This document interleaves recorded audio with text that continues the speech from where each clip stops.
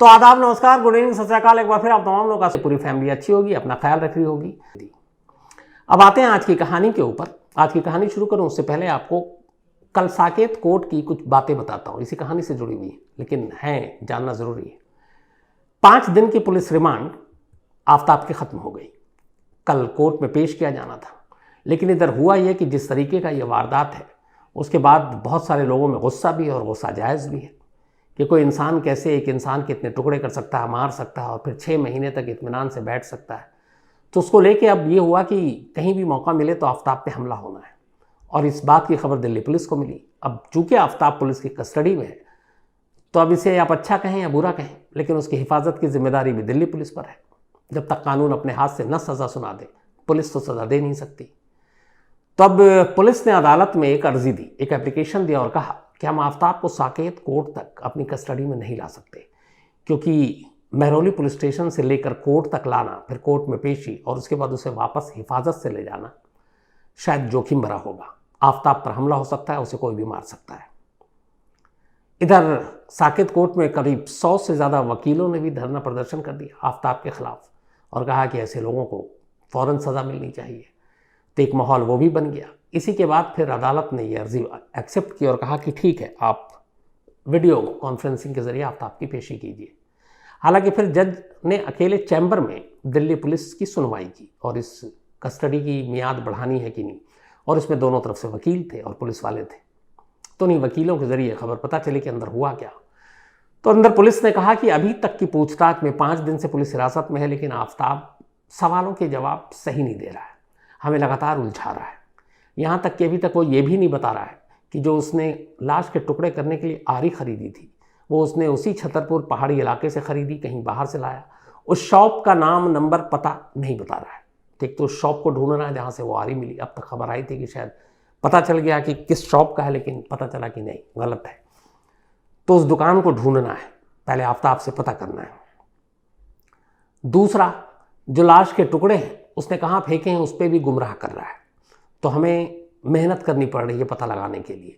तीसरा, वो यहाँ से दिल्ली आने से पहले हिमाचल गया था अप्रैल में, तो हमें हिमाचल भी जाकर उसको साथ ले जाकर पता करना, और उस वक्त उसके साथ श्रद्धा थी। हिमाचल के अलावा वो उत्तराखंड भी गया था, तो हमें उत्तराखंड भी उसको लेकर जाना है। तो इन चीज़ों में वक्त लगेगा। एक तरफ सबूत ढूंढना है, हथियार के बारे में पता करना है, उसको हिमाचल ले जाना है, उसको ऋषिकेश ले जाना है, और फिर जो पूछताछ में अब नई जानकारी देगा उस पर आगे की प्लानिंग करनी है, इसलिए उसकी कस्टडी दी जाए। अदालत ने इन तमाम दलीलों को सुनने के बाद 5 दिन की पुलिस हिरासत और बढ़ा दी। पहले 5 दिन पूरे हो गए और अब 5 दिन यानी 10 दिन तक अब वो पुलिस हिरासत में रहेगा। मैक्सिमम 14 दिन तक रह सकता है। अब ये तो कल की बात हुई। इसके बाद अब पुलिस उसको लेकर क्या, वो महरौली थाने में था, पुलिस की टीम पहुंची। अब उनके पास ये 5 दिन बड़े कीमती हैं। उन्होंने कहा कि इसने बहुत घुमा लिया। जो सोर्सेस ने बताया, इसके बाद पुलिस ने आफ्ताब से पूछताछ के तरीके को थोड़ा बदल डाला और इसका फ़ायदा हुआ। रात को पूछताछ हुई, उसने कुछ नई जानकारी दी और सुबह अचानक पुलिस ने चौंका दिया। दिल्ली पुलिस की एक टीम आज सुबह दिल्ली के बॉर्डर पर गुरुग्राम पहुंच गई, पुराना गुड़गांव। अब अभी तक 4 दिन से पुलिस की टीम लगातार महरौली के जंगलों की खाक छान रही थी। अब पुलिस की टीम गुरुग्राम क्यों पहुंची? तो एक कनेक्शन पहले ये जुड़ा कि जब वो मई में यहाँ आकर रहने लगा आफ्ताब, तो इसने कुछ दिन के लिए गुरुग्राम के कॉल सेंटर में कुछ वक्त के लिए काम किया, नौकरी की। लेकिन फिर वहाँ 2-4 दिन तक बिना बताए अपने बॉस को इन्फॉर्म किए वो ऑफिस गया नहीं, तो उसे निकाल दिया गया। उसी दफ्तर के पास जहाँ ये काम करने गया, कुछ दिनों तक काम किया, आसपास में कुछ सुनसान इलाका है, पुलिस की टीम वहीं गई। तब तक मीडिया को भी खबर नहीं थी, खैर बाद में मीडिया को पता चली। लेकिन जिन सुनसान इलाकों में पुलिस की टीम अंदर गई, तब तक जब मीडिया पहुंची तो फिर क्या नज़र आता है कि उन पुलिस वालों में से एक पुलिस वाले के हाथ में एक पॉलीथिन है, और इस पॉलीथिन में कोई बड़ी सी चीज़ है। अब वो क्या है ये पुख्ता तौर पर नहीं कह सकते, लेकिन फिर जब हम लोगों ने अपने पुलिस के सोर्सेज से बात की तो पहला सवाल तो यही कि अब तक महरौली के जंगल, इस जंगल से अचानक छठे दिन आप लोग गुरुग्राम क्यों पहुँचे? तब उन्होंने बताया कि कुछ नए लीड्स मिले हैं, कुछ नए इनपुट्स मिले हैं। अब सवाल ये कि उस पॉलीथिन में क्या था। अब इसके बारे में मुस्कुराकर उन्होंने बताया तो नहीं कि अभी नहीं बता सकता, क्योंकि ये क्या है, कैसे है, बाकी रिपोर्ट आएगी तब हम पुख्ता तौर पर हमारे साहब बताएंगे, बड़े अफसर बताएंगे। लेकिन अब ये था कि वहाँ पे क्यों, तो जो सोर्सेज बता रहे हैं वो ये बता रहे हैं कि अभी तक लगातार आफताब पुलिस को गुमराह कर रहा था, लाश के टुकड़े इधर उधर ढूंढने को कह रहा था, वहाँ पे गई भी पुलिस की टीम। बट एक चीज़ शक पैदा कर रही थी, वो ये कि इसने टुकड़े तो बहुत सारे किए। श्रद्धा के लाश के टुकड़े करते वक्त उसने सबसे पहले उसका गला काटा और सर को अलग किया था, वो सर कहाँ है? और ये सवाल पुलिस के लिए बड़ा इंपॉर्टेंट था। अब पुलिस ने जब उससे पूछा तो शुरू में वो यही कहता रहा कि मैंने अलग अलग पॉलीथीन में रखे और टुकड़ों के साथ एक रोज़ मैंने सर भी जंगल में फेंका। लेकिन अब उस सर को भी तलाश की गई, मिला नहीं कहीं। अब आज पुलिस ने गुरुग्राम से कुछ ढूंढा है, तो क्या वो श्रद्धा का सर था वहाँ? दरअसल यहाँ आने के बाद आफताब दो इलाकों को बहुत अच्छी तरीके से जानने लगा था। एक छतरपुर, महरौली, ये दोनों कई बार वहाँ छतरपुर में रहने के दौरान कुतुब मीनार भी देखने गए थे। तो उस कुतुब मीनार के इर्द गिर्द पूरा सुनसान इलाका है, फिर छतरपुर फार्म हाउस शुरू हो जाता है, जंगल शुरू हो जाते हैं महरौली के। और दूसरा गुरुग्राम, चूँकि उसने नौकरी की थी, बाकायदा वो वहाँ से जाया करता था, तो उन इलाकों से भी वाकिफ था। तो बहुत मुमकिन है कि उसने कहीं सर को यहीं छुपाया। लेकिन पुलिस का एक और मानना है कि इसने शायद श्रद्धा के सर को यूं ही कहीं पॉलीथीन में डालकर फेंका नहीं है, बाकी लाश के टुकड़ों की तरह। इसने श्रद्धा की उस लाश के सर को कहीं ज़मीन में दफना दिया है।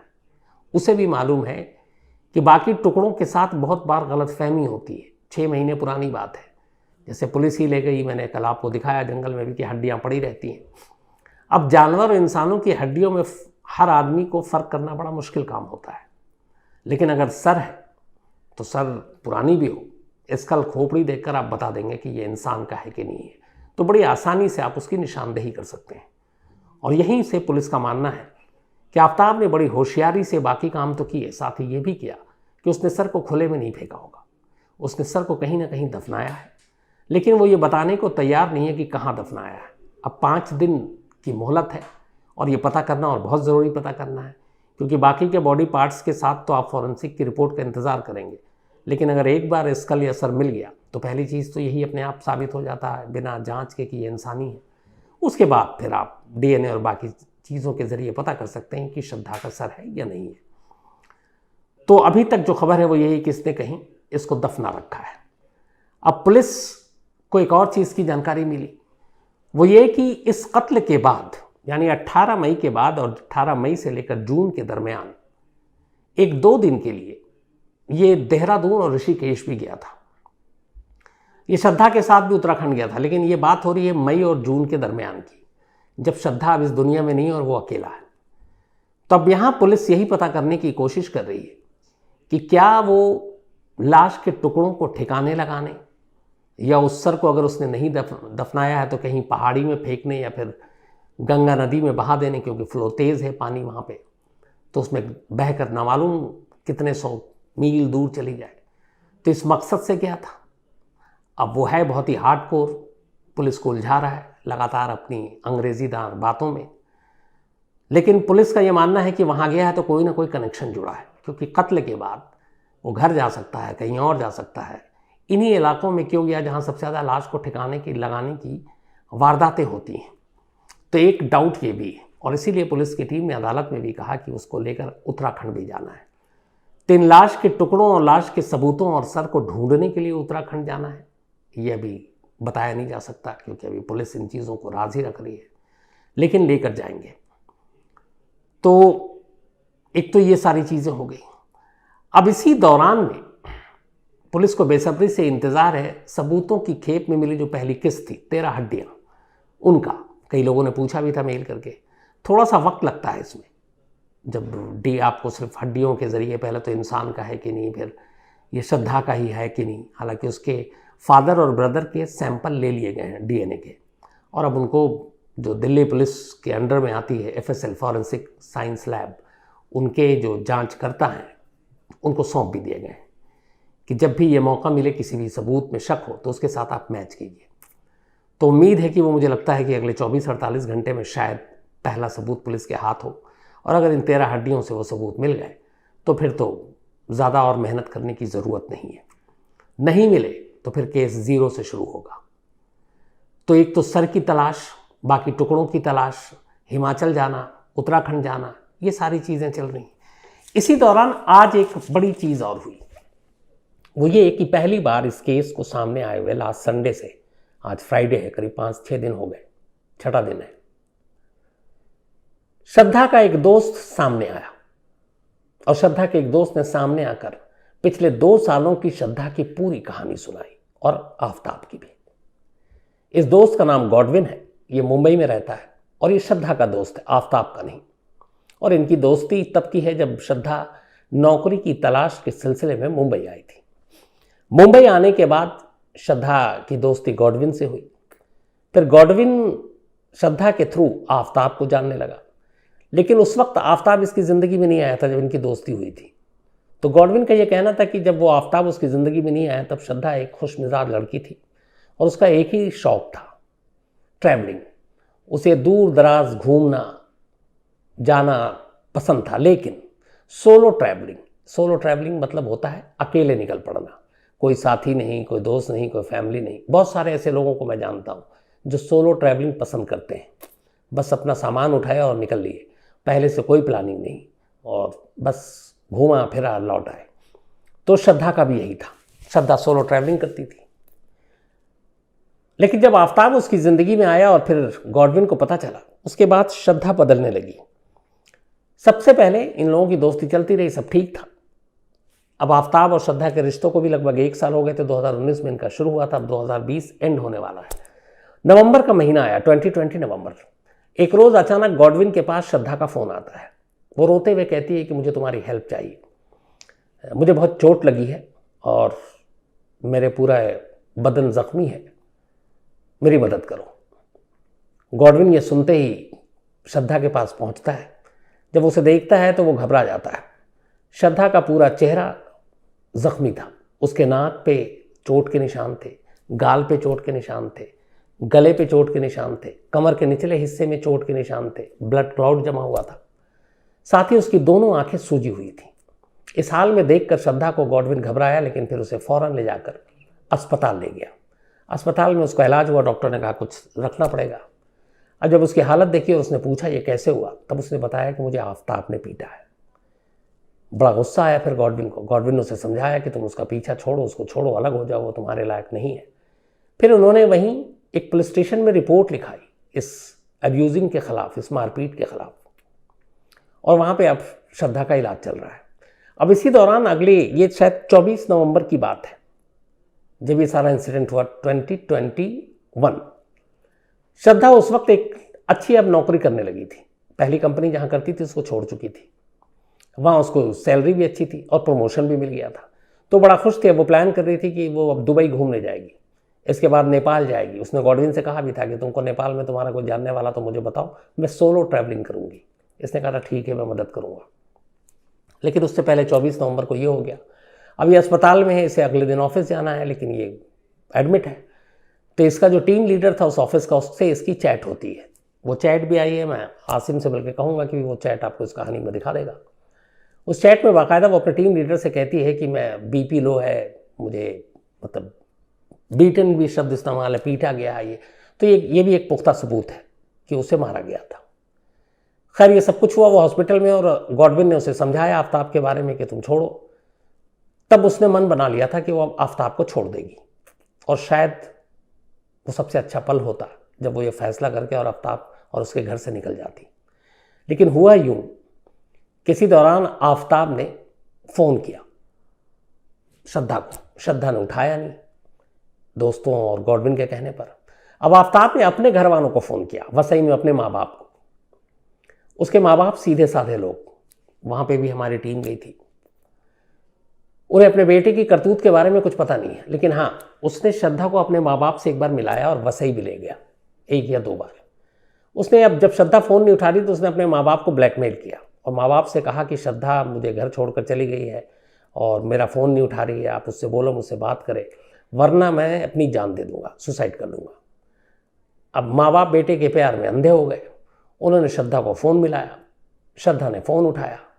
उन्होंने कहा कि तुम उससे बात कर लो, और वो अगर तुम उससे बात नहीं करोगी, तुम उसे छोड़ दोगी तो वो पागल हो जाएगा, मर जाएगा। हमें लगता है तुम दोनों शादी कर लो, शादी करने के बाद बहुत मुमकिन है कि वो एक अच्छा इंसान बन जाए।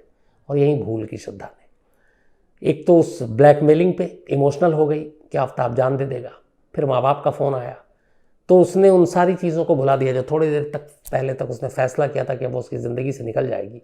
वो फिर से इमोशनल होकर अस्पताल से सीधे उसी के घर पहुंच गई और फिर दोनों साथ रहने लगे। अब दोनों घर में लिव इन में रह रहे थे, रोज़मर्रा की ज़रूरतें भी होती हैं, तो उस घर को बसाने के लिए उन्होंने रोज़मर्रा की ज़रूरतों के सामान खरीदने शुरू किए। लेकिन वो सारे सामान EMI पर ज़्यादातर खरीदे गए, लोन पर।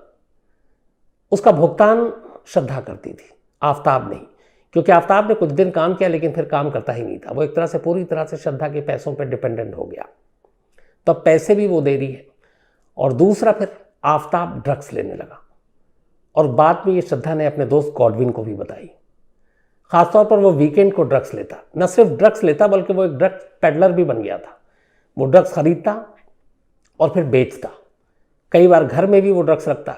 ये बात जब श्रद्धा को पता चली उसने उसे टोका, मना किया, लेकिन वो माना नहीं। फिर श्रद्धा ने कहा कि वो जो हॉस्पिटल में एडमिट हुई थी वो पहली बार नहीं था, इससे पहले 12-14 बार उसने उसे और पीटा था और तब भी फिर हर बार सॉरी बोलता और हर बार वो मन ये कहकर सोचकर कि शायद सुधर जाएगा वो उसी के साथ रहने लगी। तो श्रद्धा के साथ ऐसे कई मौके मिले जब वो आफ्ताब के चंगुल से निकल सकती थी, लेकिन वो बेचारी हमेशा इमोशनल होकर कि शायद अब ये बदल जाए, अब ये सुधर जाए, उसे छोड़ नहीं पाई। लेकिन कहते हैं कि आखिरी वक्त में जब सब कुछ हुआ है तब शायद अब आफ्ताब को यकीन हो चुका था कि अब तक तो उसने उसे मना लिया, समझा लिया, बुझा लिया, इमोशनली भी कर लिया कि जान दे दूंगा, लेकिन लगता है अब इतनी बार झूठ बोल चुका हूँ कि अब वो मानेगी नहीं और शायद किसी दिन छोड़कर चली जाए। और दिल्ली आने के बाद उसका सिचुएशन ये था कि काम वाम तो है नहीं, पैसे भी उसी के, मतलब उसका कत्ल करने के बाद भी उसी के नेट बैंकिंग से पैसे निकाल रहा है। तो जब उसे इस बात का एहसास हुआ तो शायद उसका ईगो भी हट गया कि ये मुझे कैसे छोड़कर जा सकती है, जिसको मेल ईगो कहते हैं। और फिर उसने फैसला किया कि इसको मार देंगे। तो अब यहाँ दोनों चीज़ें पुलिस उसकी जांच कर रही है। एक, जब उसने कहा कि 18 मई को मैंने अचानक कत्ल किया था, तो ठीक है, लड़ाई तो अचानक गुस्से में हुआ और तुमने मारा, लेकिन ये चीज़ें प्लानिंग तो दिमाग में कब से चल रही थी कि अगर ये छोड़ेगी तो मैं ऐसा करूँगा। और अगर ऐसा चल रहा था तो फिर ये सडन प्रोवोकेशन में किया गया कत्ल नहीं है, अचानक गुस्से में किया गया कत्ल नहीं है। तो इसीलिए अब पुलिस इस पहलू से भी इस मामले की जांच कर रही है। इसके अलावा जो गॉडविन ने बातचीत में पूरी बात बताई वो ये भी था कि आफ्ताब ने जिस डेटिंग ऐप के थ्रू श्रद्धा से दोस्ती की, अब दोनों लिव इन में रह रहे हैं, लेकिन उस ऐप को उसने कंटिन्यू रखा। उस ऐप के जरिए वो बाकी लड़कियों से बात करता, उनसे मिलता जुलता। और इस बात पे भी बहुत झगड़ा हुआ। श्रद्धा ने कहा कि जिस डेटिंग ऐप के थ्रू तुमको जिस चीज़ की तलाश थी, अगर वो मैं थी और मैं मिल गई, तो फिर आप इस ऐप को बंद क्यों नहीं करते हो? अब तुम्हें किस चीज़ की तलाश है? और इसको लेके हमेशा झगड़ा हुआ, लेकिन वो माना नहीं। और उसकी इन हरकतों के बारे में भी श्रद्धा को मालूम था। तो एक पहलू ये भी था कि श्रद्धा को जब तक ये लगता था चलो मारता है, पीटता है, काम नहीं करता है, पैसे खर्च कराता है, फिर सॉरी माफ़ी बोलता है, तब तक वो बर्दाश्त कर रही थी। लेकिन धीरे धीरे अब श्रद्धा को यकीन हो चुका था कि उसकी ज़िंदगी में आफ्ताब की वो अकेली लड़की नहीं है, बल्कि और भी हैं। और यही वजह है कि तब उसने फैसला किया कि अब वो आफ्ताब को छोड़ देगी। और शायद यही वजह है कि जो उसके साथ ये हश्र हुआ और आफ्ताब इस डर से कि वो छोड़ के भाग जाए और फिर वो कहीं का नहीं रहेगा, क्योंकि ना काम कर रहा है, ना कोई धंधा है, ड्रग्स भी ले रहा है और पूरी तरह से श्रद्धा के पैसों पे डिपेंडेंट है, तो फिर क्या करे? तो ये सारी वो चीज़ें थी जिनकी अब कड़ियों को पुलिस को जोड़ना है और इन कड़ियों को जोड़ने के बाद ही सारी चीज़ें सामने आएंगी। लेकिन सबसे पहली चीज़ फिर से मैं रिपीट करूँगा कि पुलिस को लाश के उन टुकड़ों को ढूंढना है, उस सर को ढूंढना है और श्रद्धा को मुर्दा करार देना है, साबित करना है। और तब जाकर आफ्ताब के ख़िलाफ़ कहीं इस तरह का कड़ी से कड़ी सज़ा देने का जो एक पूरा एक जो कोशिश है वो कामयाब होगी। मैं किसी दिन मौका मिला तो आपको सुनाऊंगा सेम ऐसे ही। हालांकि ये पुलिस कर सकती है, सबूत भी ढूंढ सकती है, लाश भी ढूंढ सकती है, डीएनए से मैच भी हो सकता है। कैसे, मैं आपको बताता हूँ। इसी दिल्ली में 11 साल पहले ऐसे ही एक केस हुआ था। एक हस्बैंड ने अपनी वाइफ का कत्ल किया था। कत्ल करने के बाद उसको बहुत दूर ले गया, फिर उसकी लाशों को जलाया, हड्डियों को इधर उधर फेंका, फिर पुलिस आई, पुलिस को गुमराह करता रहा, लंबा वक्त लगा। अब पुलिस के सामने तब भी चुनौती ये थी कि पहले तो ये साबित करें कि इसने कत्ल किया है, और कत्ल किया है तो फिर वो लाश, उसके सबूत कहाँ हैं। लेकिन उस वक्त भी पुलिस ने अपनी कोशिश, फॉरेंसिक जांच, डीएनए की सैंपलिंग, उसके ज़रिए इस कत्ल की गुत्थी को सुलझा लिया और इत्तेफाक से उस केस की सुनवाई अगले मंडे को है, जो 11 साल पहले की जो मैं बात बता रहा हूँ। तो मैं कोशिश करूँगा कल या परसों आपको ये कहानी डिटेल में सुनाऊँ, इसलिए ज़रूरी है ताकि इस केस को भी, और उस केस के उस वक्त आयु हुआ करते थे, मतलब आयु क्या, पूरे ओवरऑल इन्वेस्टिगेशन देख रहे थे डीसीपी अशोक चांद, मेरे बड़े पुराने अच्छे दोस्त, स्पेशल सेल में भी रहे, अब रिटायर हो गए। तो अशोक चांद ने इस केस को सुलझाया था। मुझे लगता है कि इस केस में भी शायद दिल्ली पुलिस ने उनसे कुछ मशवरा या मदद मांगी होगी, क्योंकि सेम लगभग इस श्रद्धा केस और उस केस में बहुत सारी सिमिलरिटीज़ हैं, बहुत सारी। लेकिन वो केस कैसे सुलझाया इन तमाम दुश्वारियों के बावजूद, उसी तरीके से इस श्रद्धा केस को भी सुलझाया जा सकता है। ये कहानी मैं कोशिश करूँगा कल या परसों आपको ज़रूर सुनाऊँ।